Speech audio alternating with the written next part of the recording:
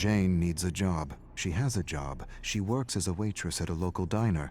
She needs another kind of job, a role, a part, something. Anything to let her know she's on the right path. Anything to let her know she deserves more than a school variety show. Acting is a fool's pursuit, 1 in a billion, her father says. Her grandfather agrees but adds, those who have the courage to follow their dreams have a 99% chance of being that 1 in a billion. Have courage. Courage will put the odds in your favor.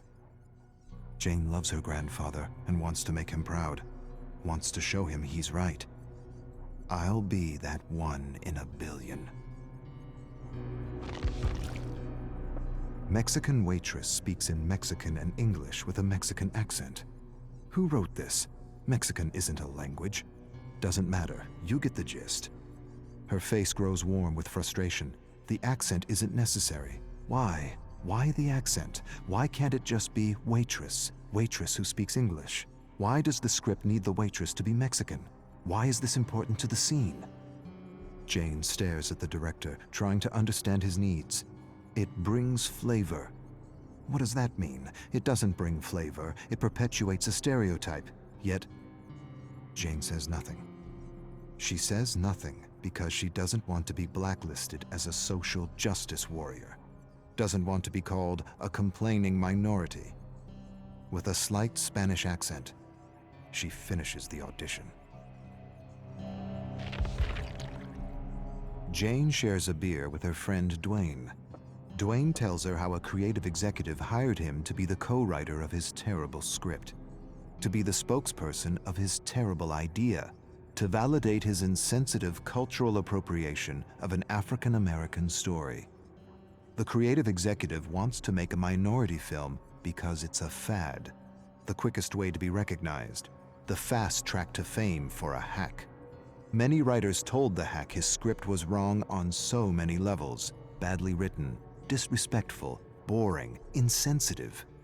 Dwayne refused to accept a script that was disrespectful to his cultural heritage, refused to attach his name to a project so the executive could avoid accusations of cultural appropriation, refused to validate an entitled interpretation of a minority story.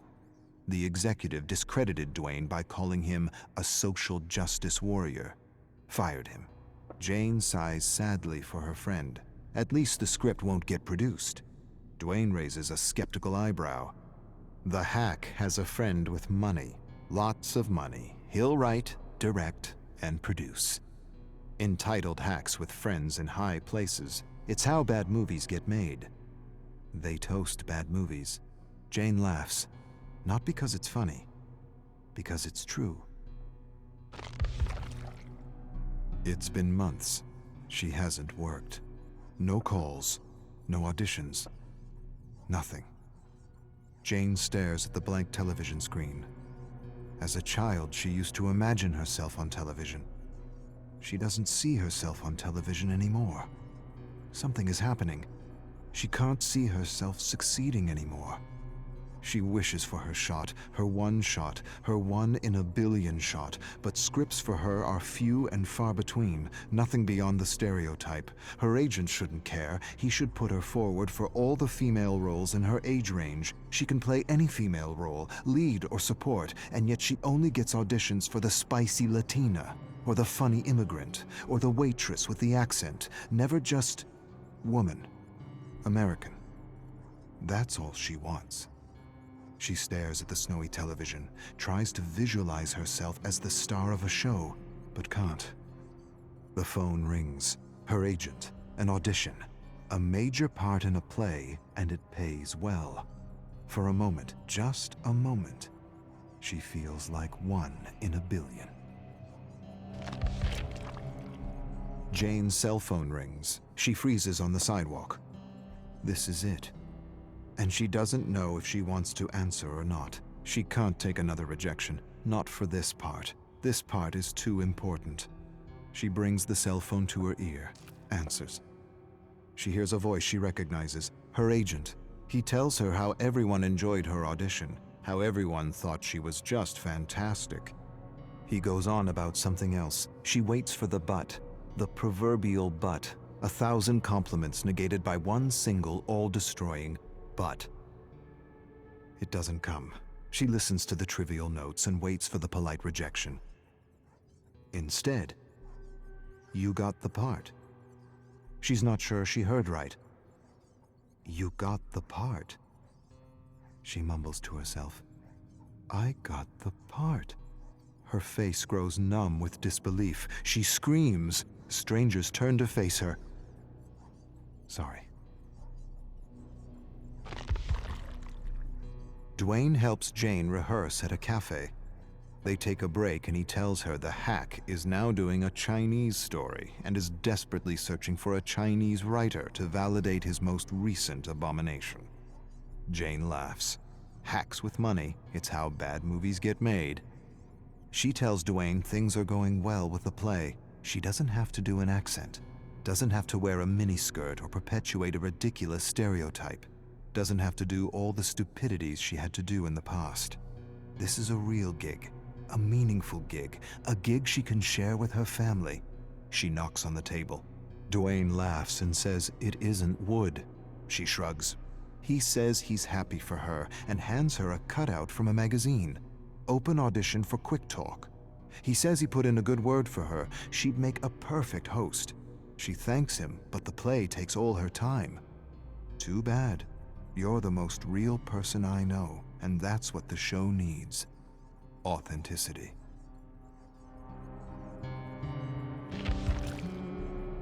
Last rehearsal before opening night, and she's nailed her role despite some last-minute changes to the script.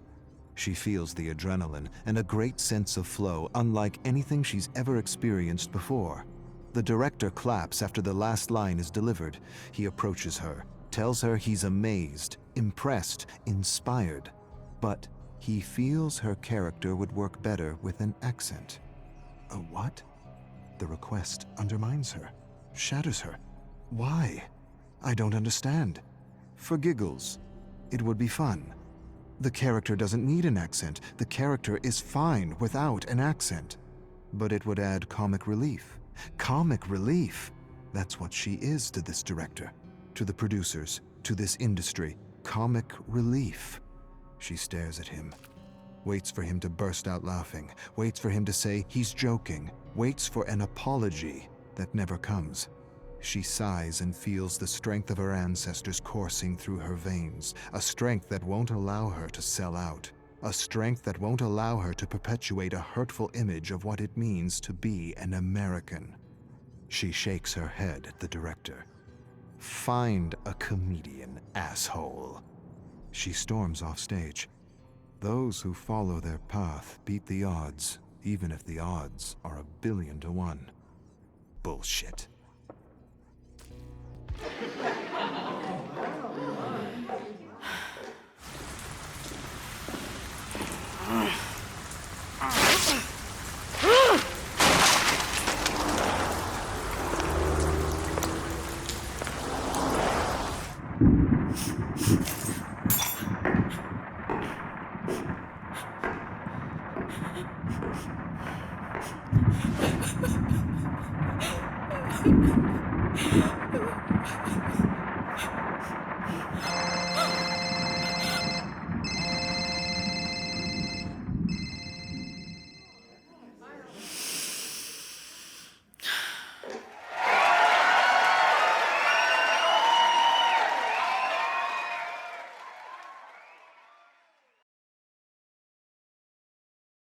King scrunches his broken fist.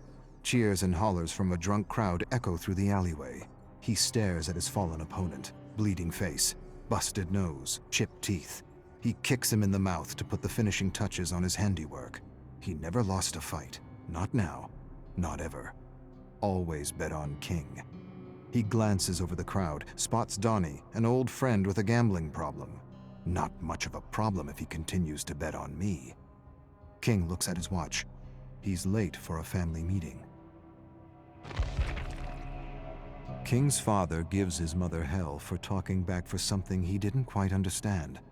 It's always the same crap. King grinds his teeth. Blood and warmth rush up his face. Every scrap, every single one he won because he saw his father's face on his opponent. He wants to lash out, to say something, anything. But to say something is to be cut off. But this time he's not thinking straight, or maybe he is. His father raises a hand to strike his mother. It happens faster than the thought to perceive it. One moment he snatches his father's arm, the next he's beating him black and blue for years of accumulated shit. He walks away while his mother tries to help his father up. You're out. Never show your face here again, ungrateful bastard. Get out. He never really had friends. Not real ones, anyway. He had an entourage. A group of sods enjoying the high life with his credit card. Now he has no one. Not a single bloody friend to help him out. He had friends once upon a time in school, but that was long ago. He needs money. But money doesn't grow on trees, and no one wants to challenge him, not after what he did to his last opponent.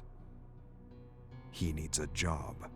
His accounts are near empty, and his old careless spending habits are hard to break. He meets with Tommy. Tommy has no room for him in his apartment. Wishes he did, but he doesn't. Mick wants to help, but his old lady won't let him. Same with Bill. And Harry. His ex has moved on, and she doesn't want to see his face. Something about being a shithead. He can't live in a hotel room forever. It drains the account. He remembers a face he recently spotted in a crowd at his last scrap. They were friends since they were toddlers. He was a genuine friend, even if they went separate ways. King looks him up. Castle Drive. He hails a taxi. King hasn't felt real in a long time. He sits in Donnie's apartment drinking old ale, realizing how much he misses genuine heart-to-hearts. Donnie was his friend before he realized he came from money. The rich aren't really rich. He's not sure why he thinks this or what it means. It's just a random thought. The ale talking, as it were. Donnie says he can stay until he figures things out. He's not sure when that will be. It doesn't matter. A sudden rap at the door startles him. Donnie stands, opens the door to reveal a few men in black leather jackets. Muscle. King doesn't hear much. What he does hear, he doesn't like. Donnie owes money and can expect a bundle of lead in the face if he doesn't pay. He laughs when he returns to the kitchen table. It's your fault, King. I don't know who to bet on anymore. King lost his last 3 jobs and is going back to what he does best. A challenger steps into the circle in the dimly lit alley, double his size, massive. King doesn't care. A head's a head. He'll go down like the others. Crowd calls him the Ghetto Masher. The Ghetto Masher glares at him. The ref spits out rules he's heard 1,000 times. King stares at him and sees not his father, but his opponent. A bell sounds. With a bestial snarl, the Ghetto Masher lunges. King evades a wild blow that would have ripped his head off. He feels strange, unresponsive, confused. Donnie screams at him. He glances at him as he receives a massive fist to the skull. Black swirls across his eyes. He doesn't remember the thud against his skull. He doesn't remember his legs buckling. He doesn't even remember collapsing in a pile of festering garbage. He only remembers waking up on the couch in Donnie's apartment. He's lost his edge. His anger. His rage. His hate. Was that all he was? Donnie's asking if he's okay, and he's not sure. Am I okay? Will I be better? I don't know. Was it just a fluke? A lucky shot? Happens to the best. I feel wrecked. I am wrecked. Donnie bet the last of his cash on him. King's getting the hang of working behind a bar. Donnie sips a beer and tells him he needs to find another reason to fight. King tells Donnie he needs to get home before the beer he's drinking turns to piss, before he gets in trouble. Too late. King spots 2 men. They approach Donnie, grab him, usher him into the basement. Not a good sign. King rushes to help, but his manager yells at him to stay behind the bar. Screw it. He leaps over the bar and rushes to the basement where he finds Donnie being beaten by Ghetto Masher and Uncle Brass watching in his chair. King doesn't hesitate. He tackles him. They exchange deadly blows. Ghetto Masher can hardly keep up. Uncle Brass sends others after King. Doesn't matter. King's a whirlwind of destruction. He cracks Ghetto's knees and thrusts his thumbs into his eye sockets. An eyeball pops out, still attached to a series of nerves. Cries of terror. Ghetto Masher cups his eyeball, screaming for medical help, staggers and slams against the wall as more ruffians attack. Stop! Uncle Brass stands and approaches. It's well within my power to rip your fucking head off for what you did to my boys. King staggers to his feet. Not a bloody joke, am I? His debt is paid if you work for me. He straightens up and brushes his jacket, smiles. Always bet on King.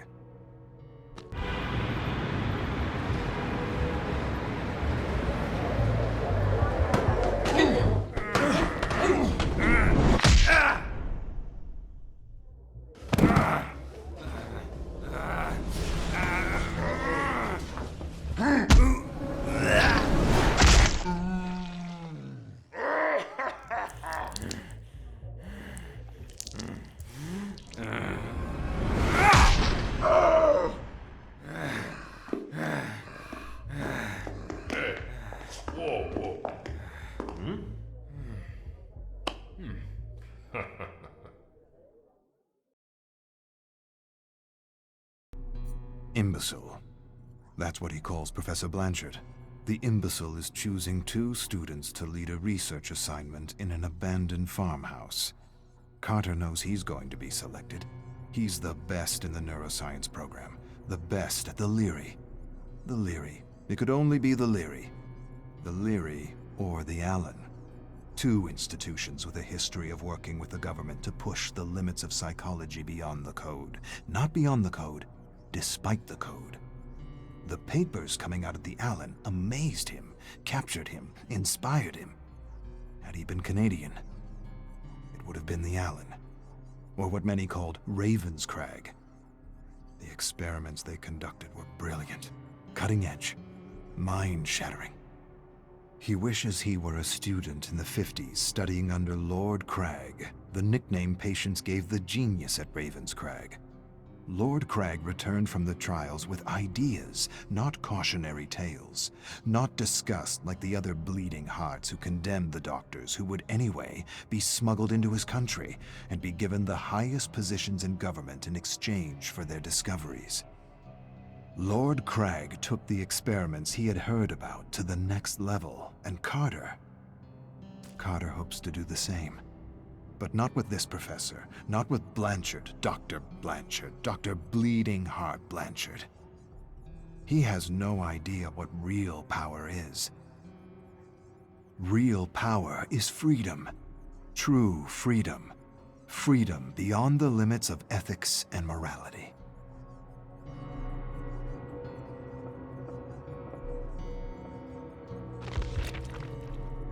Carter's leading the research assignment with another peer. The challenge? Secure the secret word through the good doctor, bad doctor interrogation technique put forward by some other bleeding heart imbecile at some other institution. He's bad doctor with a code. A list of do's and don'ts the imbecile gave him. Very limiting, too limiting, self-limiting even. How is he supposed to secure anything with these limits? Surely he realizes how futile the experiment is with this code. Nevertheless, he tries. He shouts at a fellow student sitting across the table from him. Shouts? Big deal. Tell me or I'll... Shout again. The student doesn't take him seriously. He's play-acting fear. It's all make-believe for him. I should smash his skull and yank the secret word out of his substandard mediocre brain. Second day, and nothing. Carter's frustrated, really frustrated. At least they're tied up, all 7 of them, but it's still not enough. They need to take the interrogation to the next level, deprive them of food and water. They'll talk. When their cells begin to self-cannibalize, they'll talk. Better yet, he wants to deprive them of sleep. Sleep deprivation. removes masks, lowers guards, makes prisoners talk for the promise of a few minutes of sleep. The 7 prisoners stare at him. They know they're safe. He can see it in their eyes. Limits. No one got anywhere respecting limits. He despises his colleague, Good Doctor. He'd have the secret by now had he been working alone and without a code. Ridiculous limits. Skinner knew better. Put his own kid in some kind of a box for years just to see what it would do. Huxley worked for the Secret Service and wrote Truths as Lies in Brave New World. War of the Worlds was another great test in mass propaganda. The power of the radio to induce fear and anxiety in an unsuspecting audience. The power of fear and anxiety to inspire silence and indifference and create perfect consumers. Ethics, morality, limits. For sheep, not shepherds. Carter feels anxiety unlike he ever felt as he watches Good Doctor interrogate one of his classmates. He approaches him from behind with a piece of wood, something he found on the ground, raises the makeshift club. Before he realizes what he's doing, he pounds the Good Doctor's head. Pretend fear becomes real fear as his fellow students stare at him in horror. No more Good Doctor. No more rules. No more limits. Except the limits of his imagination. Carter ties a student to a chair. Warm blood drips everywhere. He twists pieces of flesh off his face. The sheep look away, but never up. With terrible moans and squirms, he gets a secret word from each and every one of them. New, Reich, Horizons, Fourth, Bird, Kill. His classmates beg to be released. They sob and agonize in their chairs. They plead the experiment is over. You have the words. You win. We're done. Carter smiles. He's still got a few days. A few more days and a few more experiments to run. Could put his career at risk. But he's got the Good Doctor to take the fall. I'll take what I learned from Lord Crag and lobotomize these imbeciles and manipulate... No. Not manipulate. Manufacture. Yes, manufacture reality. Music blares.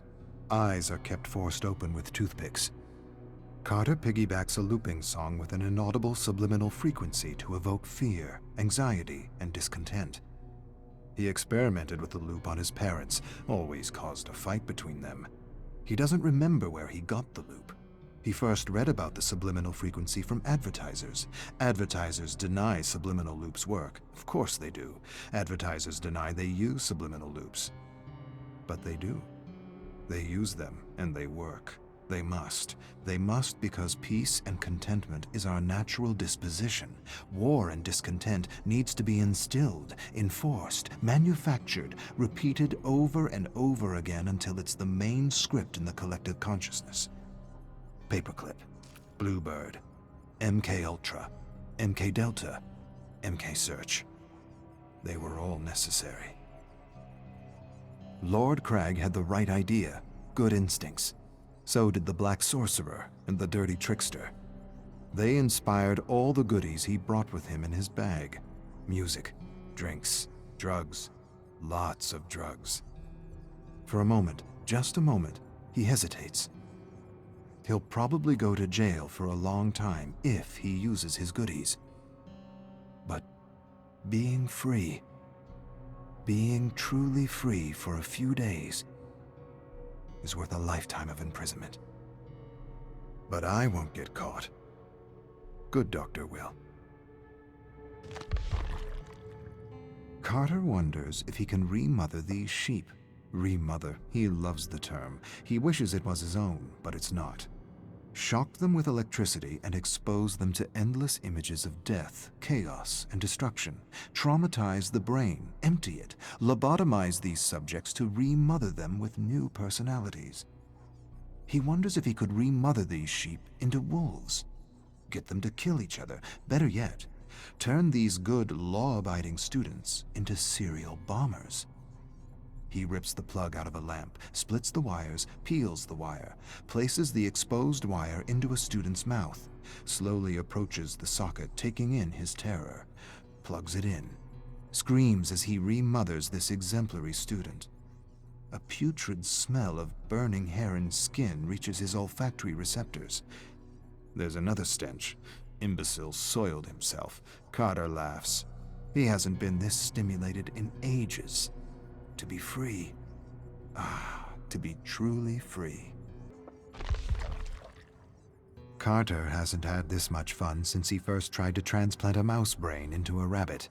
A week isn't enough. He wishes he had more time. He needs more time. There are new avenues within the mind to explore. Too many avenues, not enough time. He wishes he had the tools to operate on their brains. There are knives in the kitchen. Good work. Not surgical precision, but good enough. He's read about a gland in the brain that looks like an eye, a gland that supposedly secretes DMT, a kind of mystical drug. He wonders if he can extract it from a living subject. He wonders what a good dosage of human DMT does to a test subject. Carter unties a rope. He's going to release Good Doctor. He's pumped him with drugs and programmed him with new thoughts. He believes the other students are Russian spies that need to be executed for national security. He unwraps the rope and places a screwdriver in his hands. He changes his mind, removes the screwdriver, replaces it with a fork, changes his mind again, replaces the fork with a spoon. He's never seen a spoon used to kill a human being. He backs away from Good Doctor, who is lost and confused, remothered. He says a phrase. The moon is down. Confusion becomes clarity as Good Doctor stands and approaches the Russian spies with a spoon. Brilliant. Bleeding Heart Blanchard returns to the farmhouse with a group of men Carter's never seen before. They look like government men. He suppresses a smile and tells them Good Doctor got out of hand, took things a degree too far. He barely got out alive. Blanchard tells him to shut up. His tone is different. He doesn't sound like an imbecile. We taped the whole thing. Carter exchanges a look with the men in black suits. He doesn't understand. The imbecile enters and does the unexpected. He stares at the barely breathing student unperturbed. No fear, no panic, no emotion, nothing. He grins and mumbles something to himself in German. He turns to Carter with a smile. His smile turns to a grin when the men in black suits handcuff and arrest him. Blanchard whispers, "Looks like you had your chance to make merry hell and took it. The cuffs are just for appearances." I don't understand." "Yes, you do. You understand much more than the others. Welcome to MK Awakening."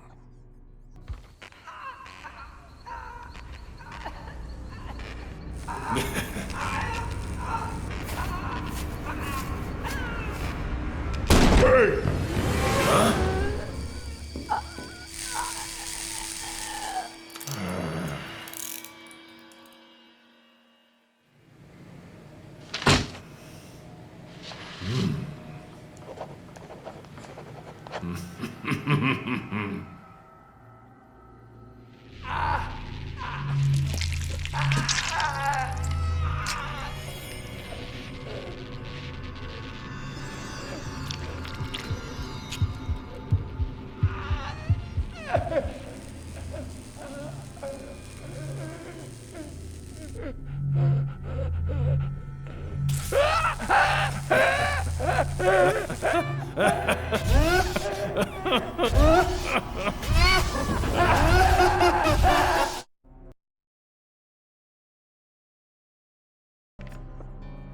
Rin sits at her desk, dreading the end of the school day.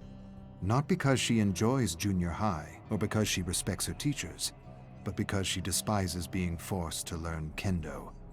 But her father demands it. He demands that she practice the way of the sword. Not just practice, excel.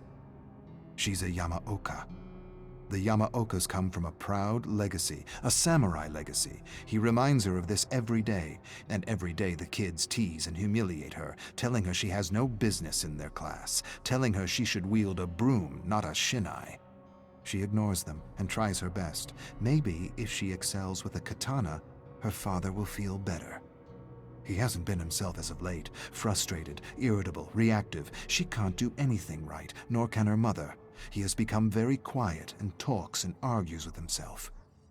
She doesn't understand what's happening to him, but she knows he is suffering, and the last thing she wants is to add to his pain. Family is everything, and maybe one day she'll be okay with wielding a katana. Maybe she'll even enjoy it. Rin's bones feel brittle and ready to collapse under the weight of the armor. She holds her bamboo shinai up to her opponent.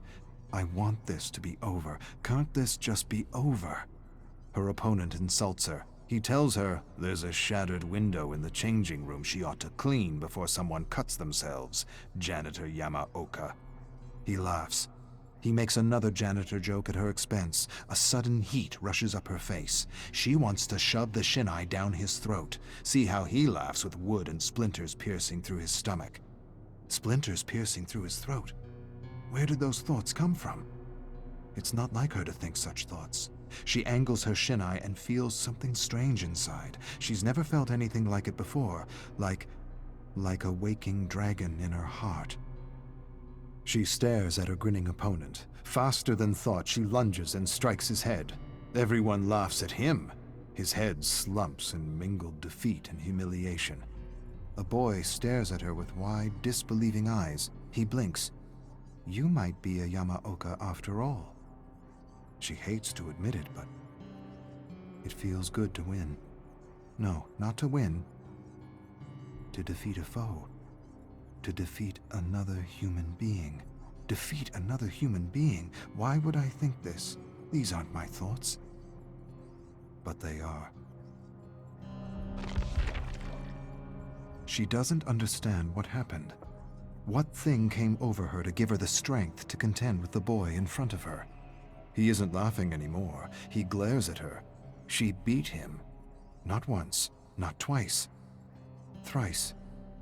The boys continue to stare at her open-mouthed. Something is changing in Janitor Yamaoka. They know it. She knows it. She feels the waking dragon in her heart. It's the closest she's ever felt to being a fighter, a warrior, a Yamaoka. And she likes it. Likes being treated with respect. Likes being taken seriously.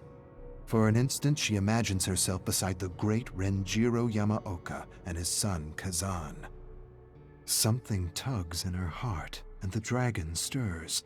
And the dragon, she realizes, is the waking of her raging Yamaoka blood.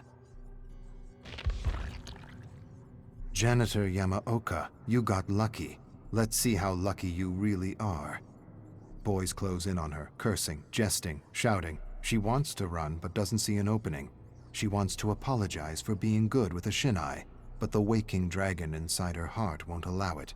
She didn't do anything wrong. She has no reason to apologize. She finally did what she was supposed to do, and now they close in on her as though she had cheated, as though they could see the dragon that had helped her. She feels scared. Where is that dragon now? Where is the spirit of her ancestors? She raises a pleading hand for her abusers to stop. You will pay. You made me look foolish. For a moment, there is an opening between two boys, and there's no hesitation, only action. She charges through and storms across the schoolyard with a group of angry boys in pursuit. She quickly ducks behind a garbage bin and watches the boys run past her. One stops, turns towards the bins, narrows his gaze. She holds her breath. She can hear her heart pounding in her head. Why hide? You are better than these peasants. Stand and show them who you are. But she does not reveal herself. She hides and wishes that waking dragon to go back to sleep. Rin emerges from hiding and begins her long walk home.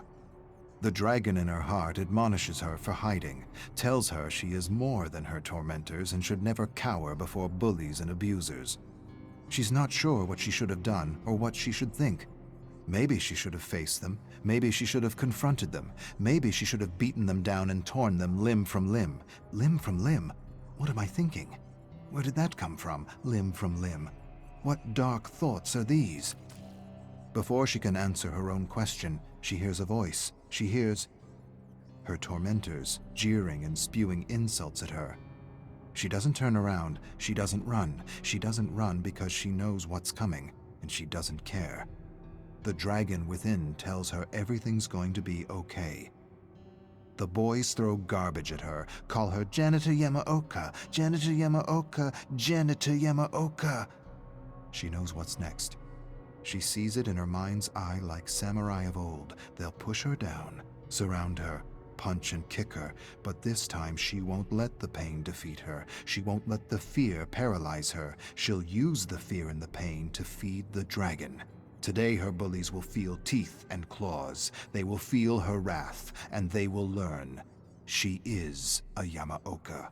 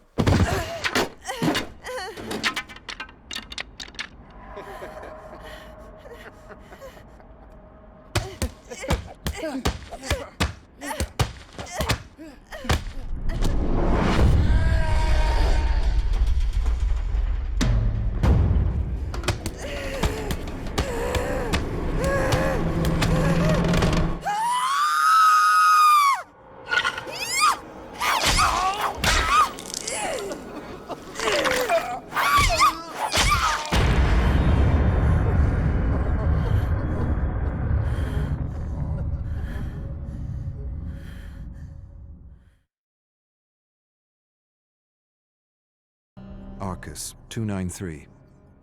Things could have been worse. I could have been banished in a dimension without auric fog, containing the memory imprints of countless victims. Memories that keep me entertained and busy with my coin and spirit collections. And the music. The variations from parallel worlds. It helps pass the time. In a twisted way, I think what I'm admitting is that I'm glad the entity takes what it wants, when it wants, from the Omniverse. Arcus 328. There is a curiosity at the core of every thinking person. A need for knowledge from uncharted and unknowable territories. But what is discovered in those blank spaces of the abyss, of the cosmos, are things far too immense to understand. Things better left unobserved, lest they undermine our sanity. Better to embrace ignorance than face the truth of our insignificance in the grand scheme of it all. Against the vastness of the infinite, we are mere microbes swirling in an endless, indifferent cosmic stew. I say stew, but the entity is probably more of a blood pudding. Arcus 345. I have recently wondered if survivors realize the titanic significance of their thoughts and feelings, and of how the entity uses them to furnish the trials. Thoughts and feelings that bring me glimpses of what it's like to have lived on a parallel world as someone else. It helps pass the time. Arcus 632. Through a rift, I believe I culled another memory of Vigo, manifesting reality within the entity with something reminiscent of the Aurus. How he came to understand the machinations of the fog is both puzzling and inspiring. It suggests to me that perhaps this place enhances one's connections to our infinite selves throughout the Omniverse. Arcus 767. The Aurus was little understood back home. And to be fair, I wasn't given the chance to explain its merits to the Council.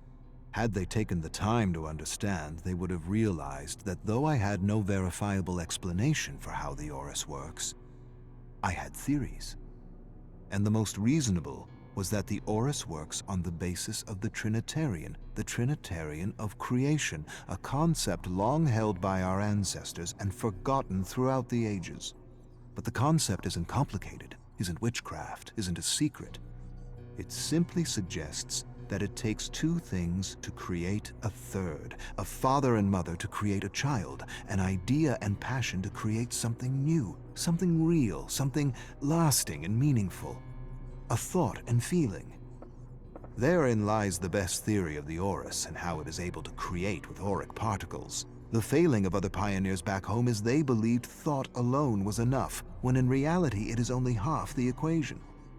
The other half is emotion, for it is feeling and passion that fuels the fires of creation. The Aurus amplifies and manifests and forges something new using the mold of thought and the fires of passion. Or, I've been here too long, and I'm grasping at theories to pass the time. Arcus, 1043. I look and observe the realms of the entity with eyes that see disharmony, chaos, fear, and terror. And yet I acknowledge I may be swayed by appearances, and that there may be another truth beyond the veil, and it feels futile, if not absurd, to try to put to words what I am seeing. Arcus, 3212. From a window, I see something moving with an uncanny light. Through the black fog, it shines there, beckoning me. And yet I cannot leave. I cannot move. I can only bring things to me through the Aurus. What light is this? Is it a creature sent by the entity? Is it a survivor? Or perhaps it's a marooned soul from back home searching like myself for a way back. An unnatural wind whines, and I stare at the moving, hypnotic light. A hideous watching eye, trying to reach out to me. Trying to tell me something. Trying to convey something in its strange, rhythmic movement. Arcus, 7547. Whiskey, deep into the night.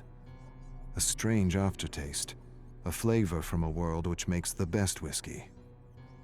Whiskey dreams are some of the most pleasurable, dreams of home, with friends and family, enjoying time lost. When my senses returned, I realized I had turned my palace of a prison upside down. I remembered none of it. Everything, a drunken blur. So many paintings and statues I had created from memories from other worlds. Shattered. I'm losing my grip on reality, and maybe that's a good thing. One day merges into the next, and I'm lost in a storm of whiskey, screams, and endless streams of broken memories. Arcus, 9082. Max has quite an arm.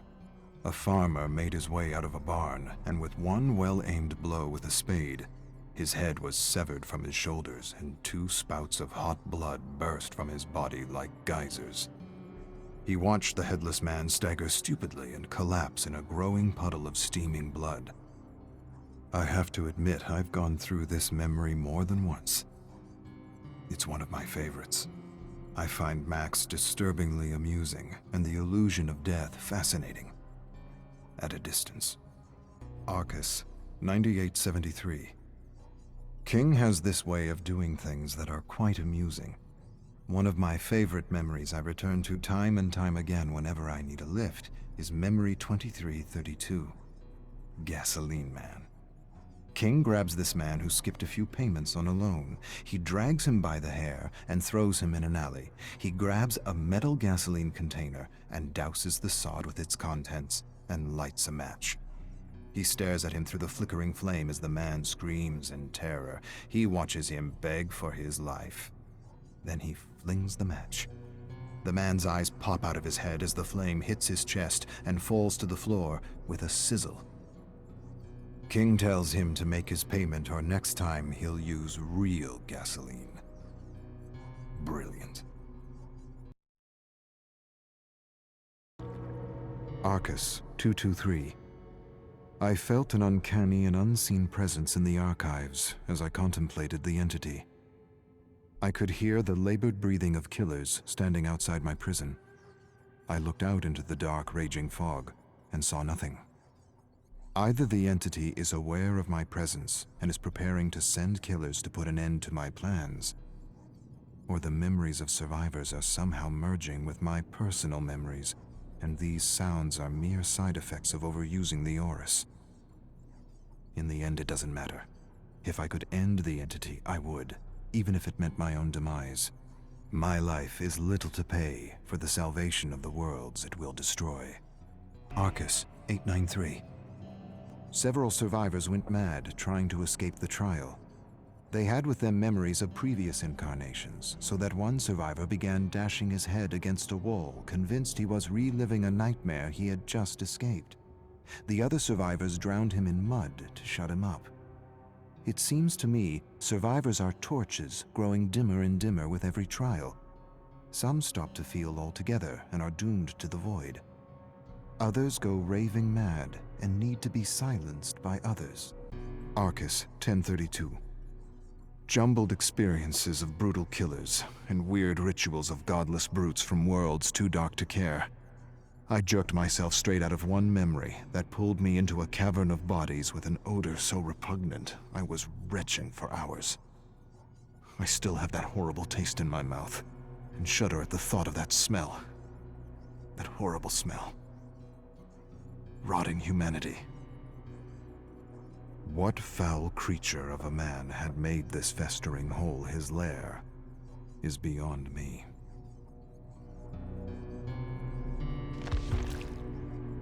Arcus 7456. I am taking notes under incredible mental strain. I have had flashes of survivor memories overrun my senses all day, and I'm trying to focus on home and gather myself. I haven't used the Orus for some time, and yet I have been pulled in and out of these lives randomly. These records, these archives will, I imagine, help me remember myself, should this Orus nudge me into the abyss.